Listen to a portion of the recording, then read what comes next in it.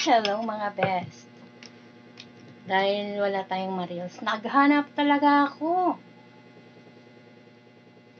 Ito, gagawan. Samahan niyo akong gumawa ng almusal. Turo ko sa inyo yung aking ginagawa. Sa mga luma kong tinapay, Diyos ko, itong pandesal ko 1 linggo na yata. Nasa ref. Kaya, itong buns, parang 1 linggo na rin. So, para hindi siya masayang, may gagawin tayo. Masarap na breakfast ideas. Pwede rin to sa almusal. Yun. Slice lang natin itong mga tinapay.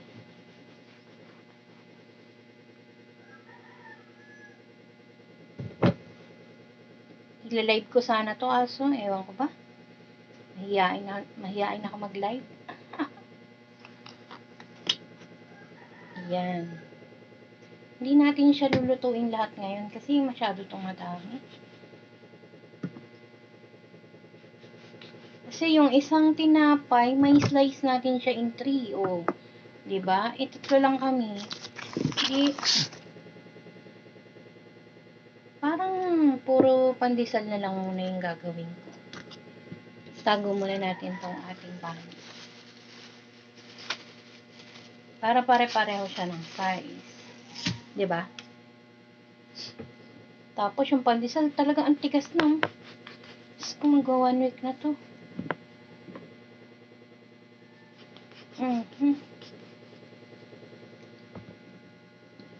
Ayun. Naka-ready na dito yung ating cheese. Yung ating hotdog. At saka, pwede rin tayo maglagay ng luncheon meat. Kung gusto natin. Yan. Luncheon meat. Ang tigas pa. Oh. Kaya, dyan ka muna sa gilid-gilid. Luncheon meat, oh. Galing sa freezer. Oh, grabe, diba? Tigas pa. So, humiwa lang ako. Ayan. Ganyan natin siya. Ang nice ng presentation, no? Wait lang. Hindi pa tapos yan.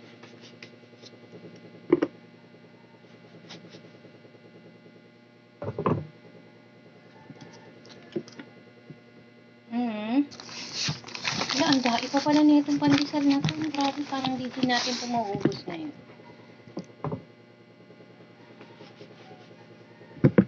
Parang pwede pa nating bigyan yung kapitbahay ng almusal. Sa dami nito. Grabe, ay.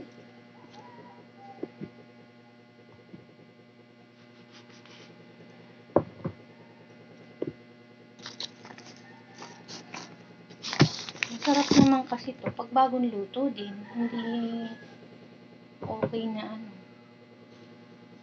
Na panghanggang mamaya. So, lulutuin lang natin na yung kakainin natin ngayong breakfast. Mamaya ulit tayo magluluto ng merienda.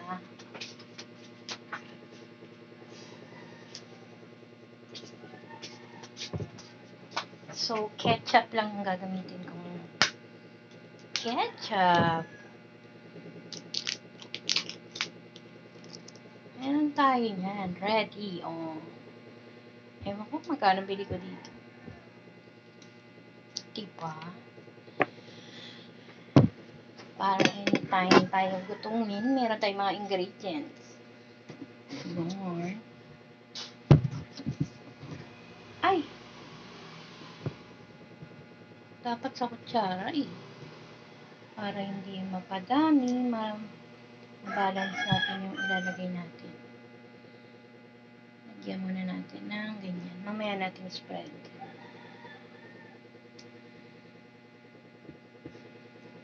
Sa kutsara lang. Yan. Para sabay-sabay. Wala pa i-slide. Ka mag-slide B.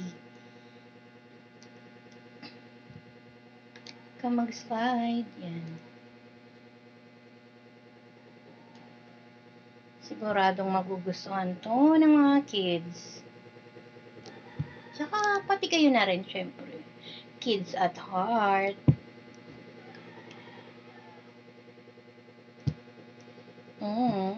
Yan. Di pa yan ganyan wait lang. Spread pa natin yan. Easy lang kayo mga best. Mahina ang kalaban.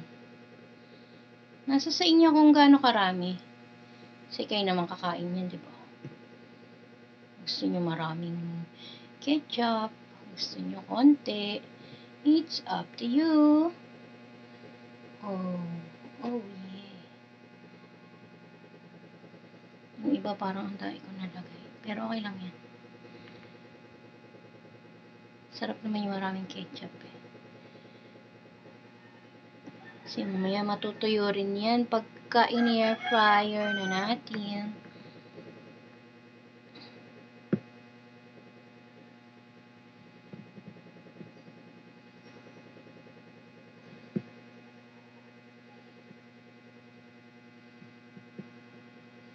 Makote, no? Dairing ingredients.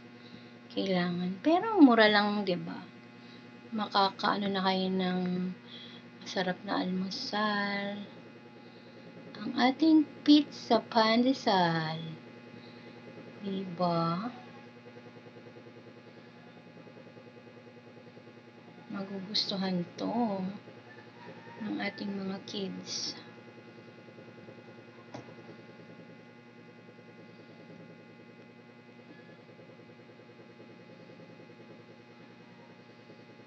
Ayan, dalawa na lang. Malapit na tayo maglagay ng cheese.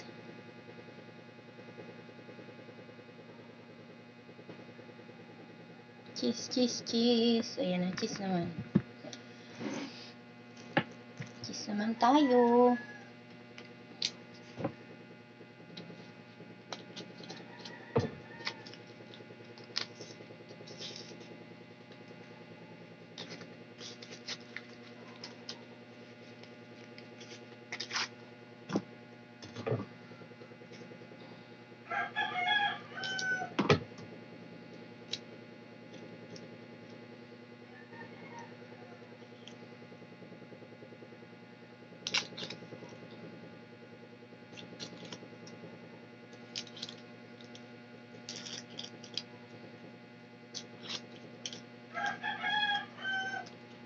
Minsan kasi nagsasawa din sila sa tinapay, no? So, kailangan nating umisip ng ibang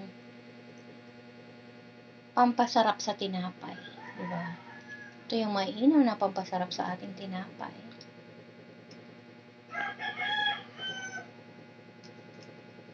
Ayun, nasa na yung ating ay, ito pala. Oh my God.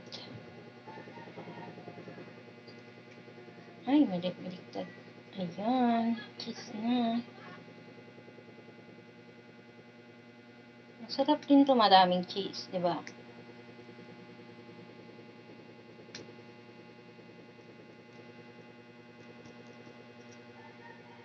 Yan. Oh, di ba?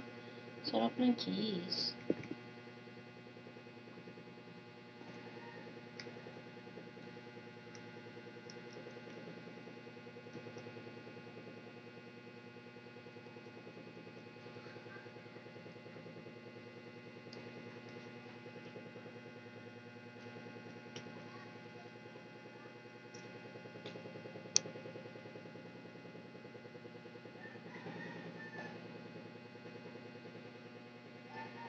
Pwede naman pala natin ipitin. Ano ba? Pinapahirapan natin ang ating mga sarili. Wala. Si cheese kumawala.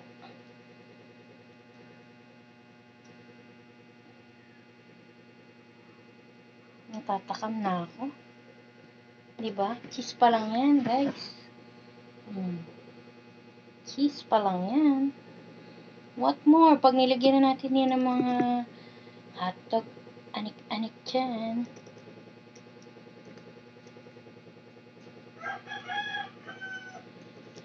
Last two.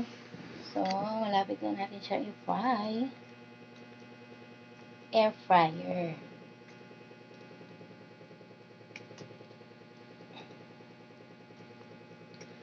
Ayan, tapos na tayo sa cheese. And then, maglalagay na tayo ng ating queso. Ay, queso. Sorry, hotdog.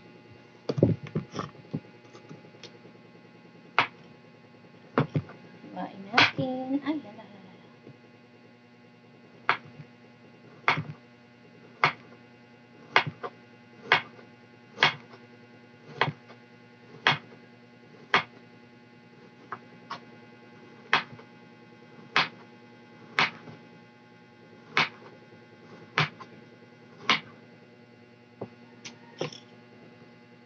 ayan. Laki ng ating So, maglagay tayo. Yung iba merong luncheon meat.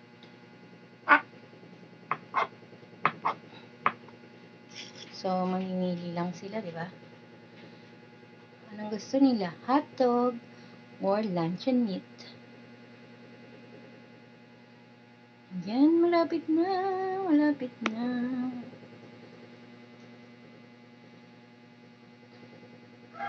Actually, dobling kaya natin yung hotdog, no? Dain naman tayong hotdog eh. Yan. Yun.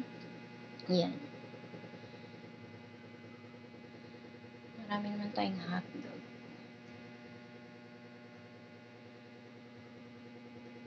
Ayan, ayan talaga. Malapit na. Malapit na ang masarap na almusal natin.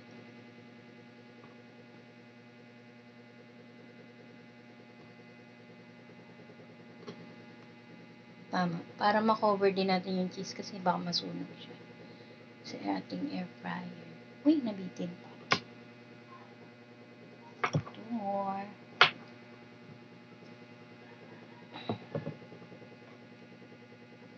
Dito na natin to i-partner.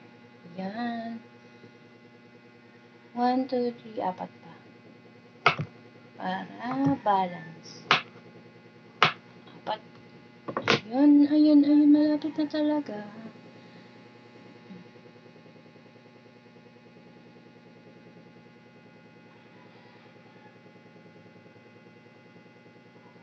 Parang gusto ko pa siyang dagdagan ng cheese sa ibabaw.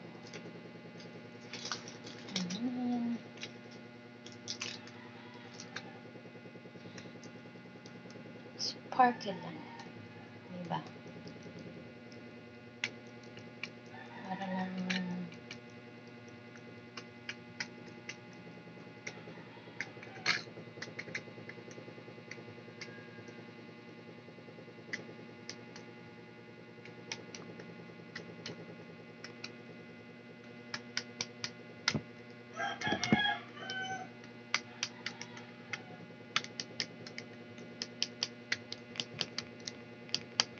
ayan.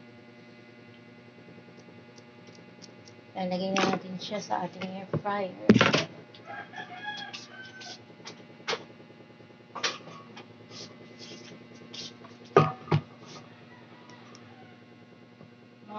Dalawang batch to pagluto natin. Hindi kasya. Ulit lang yung ating air fryer.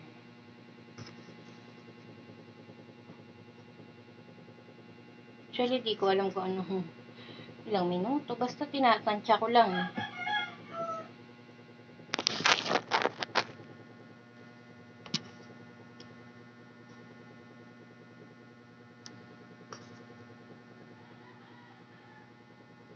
Pero parang dadagdagan natin ng pandesal. Sayang yung luto. Mamaya 4 na lang. 2, 4, 6, 3, 6, 9, 10, 11, 12, 13 yung ating unang luto. Dagdagan natin yan. Ayan.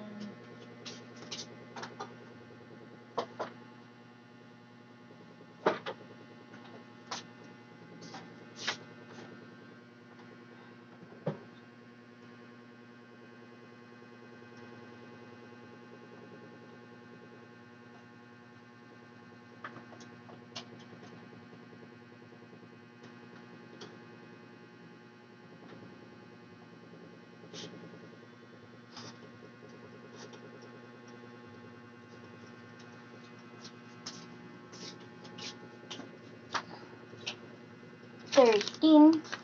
So, gawa pa tayo ng siyam. 3. Para sakto sa isang lutoan.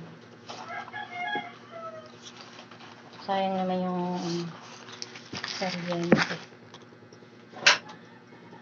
Ayan na.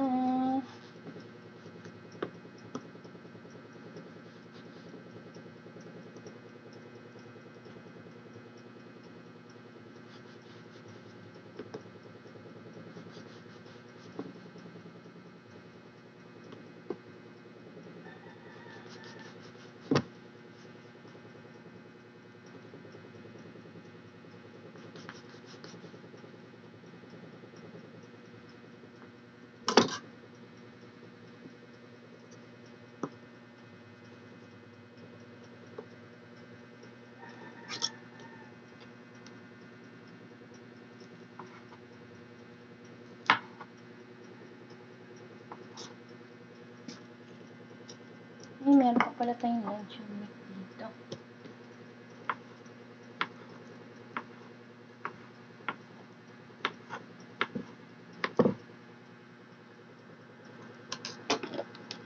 Okay, so, balik tayo sa first step.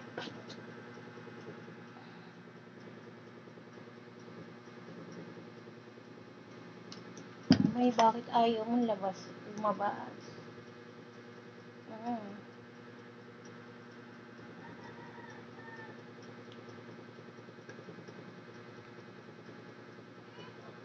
Tansyado na natin ngayon. Alam na natin kung gaano karami.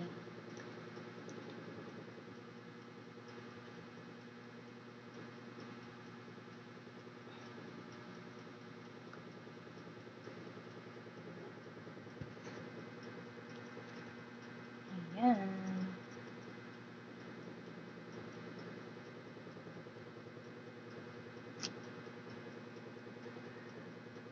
Comment nyo naman guys kung taga saan kayo.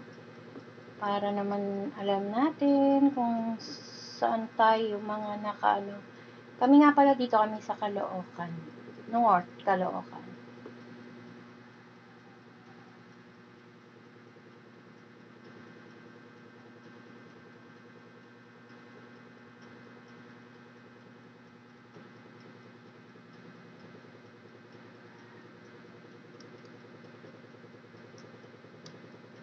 Ayan.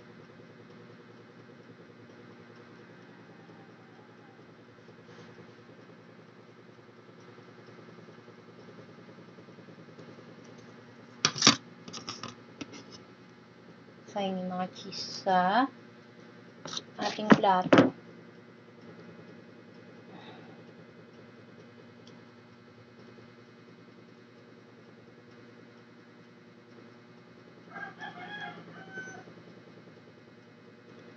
Ang sarap din to kung quick melt cheese, diba? Kasi pag na, ano siya, nainitan, magme-melt.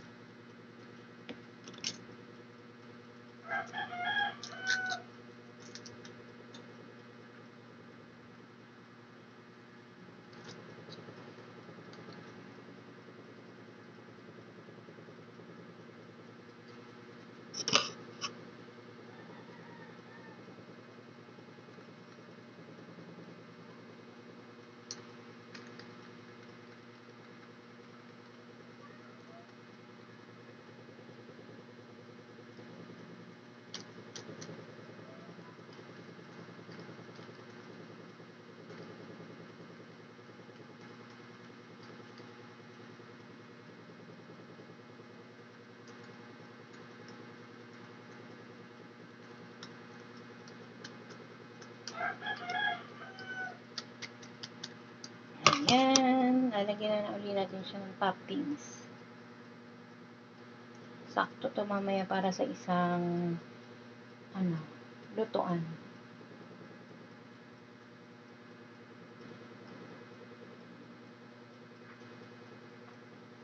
Para hindi sayang yung kuryente. Ay, kulang pa. Kulang pa. Meron pa tayong hotdog.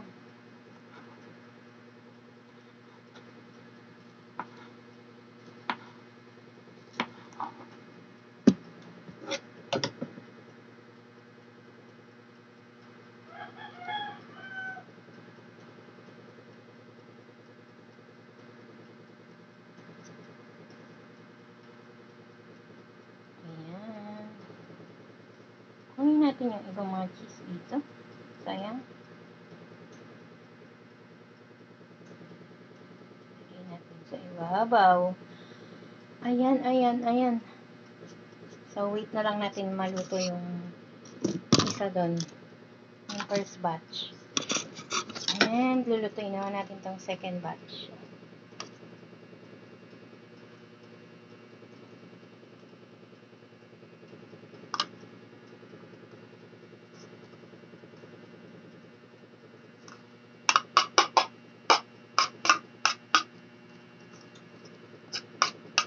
Kain yung cheese. Check natin, ha.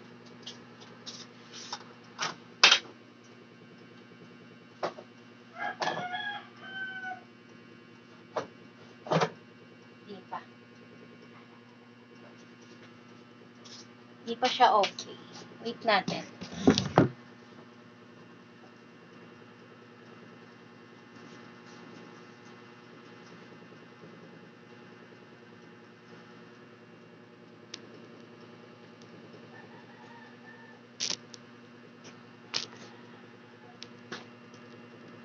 Malapit na yung magic ting!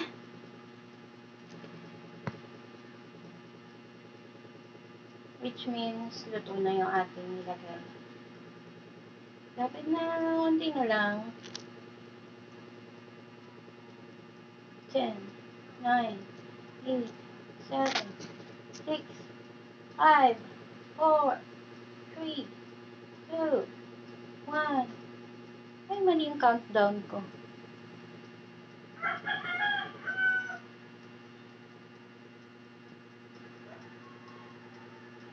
Uy, pinahiya mo naman ako eh. Ting! Hello? Oo, diba? Tcharan! Ito na po yung finished product.